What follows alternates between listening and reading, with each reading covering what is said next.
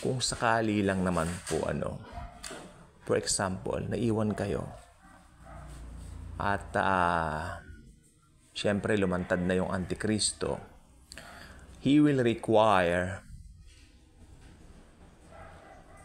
malawakang pagsamba sa Kanya. Yes, He will require worship for Himself. Not to Jesus. Not for Jesus, but for Himself.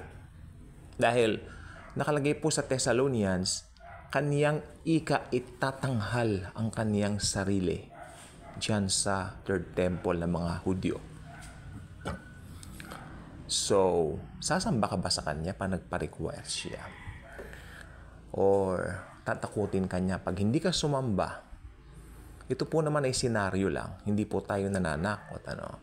Para at least prepared kayo kung sakaling matagpuan nyo itong vlog na ito kung hindi inalis pagdating ng panahon ng tribulation. At nandito pa to, napahinggan nyo, ay ang tanong ko, sasamba ba kayo dito sa halimaw na ito? Halimaw po ang Antikristo. Halimaw sa lahat ng kahalimaw-halimawan sa buong mundong ibabaw. Siya po ang pinakahalimaw sa lahat ng halimaw. Walang pinakamasamang tao na nabuhay sa mundo kagaya nito. Masamang masama. Ito mga depiction na meron po tayo dito, kulang pa po yan para i-depict yung Antikristo na ito. So, sasamba po ba kayo maski takutin kayo? Kasi pag ang pananakot niya, actually, pag sinabi niyang ganito ang gagawin po talaga niya. Pugot, ulo. So, kayo po ba ay magpapatatak para hindi mapugutan? Pero pag nagpatatak kayo, maiimpyerno na kayo forever. Dahil tinanggap ninyo yung mark of the beast. Kaya natatawa ako nung 3 years ago yung COVID-19, yun daw ang mark of the beast. Hindi po yun. Sapagkat yung mga nangangaral ng gayon, hindi nila dinidivide ang scripture. Hindi nila alam ang proper hermeneutics.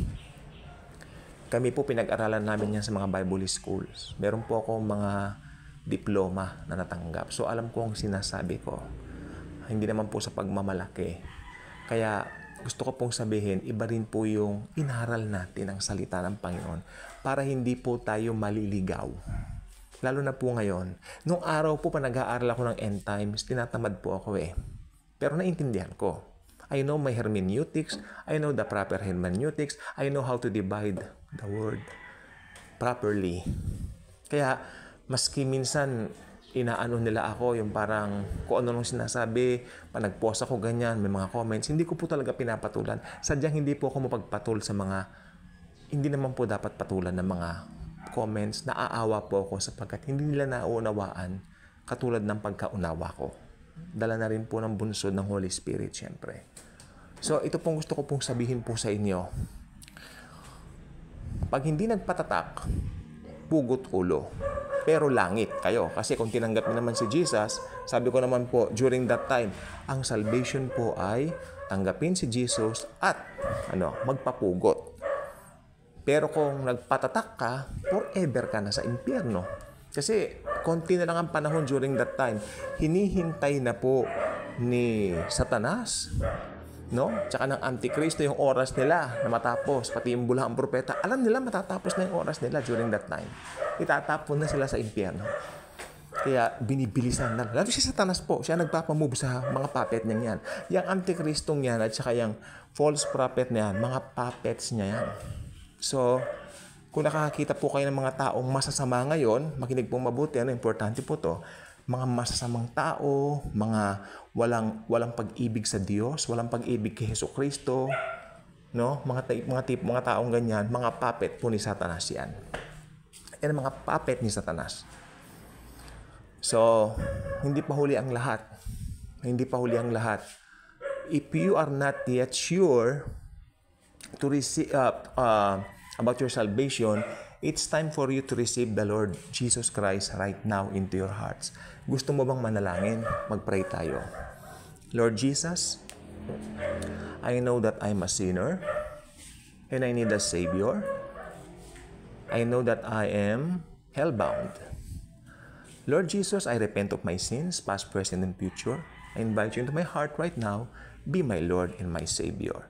Thank you, Jesus, for saving me. Thank you, God the Father, for saving me. And thank you, Holy Spirit, for saving me. Thank you, Holy Spirit, by the way, for sealing me the seal of ownership. In Jesus' mighty name I pray. Amen. Okay, if you prayed that simple prayer, I believe you got born again. You got saved. Saved ka na. Wala ka ibang gagawin. Maniwala ka lang. Importante from the heart ang prayer mo. Content ng prayer na yan, yung namatay si Jesus sa cross, walang ibang magliligtas, walang ibang pwedeng magligtas, kundi ang Panginoong Hesukristo lamang.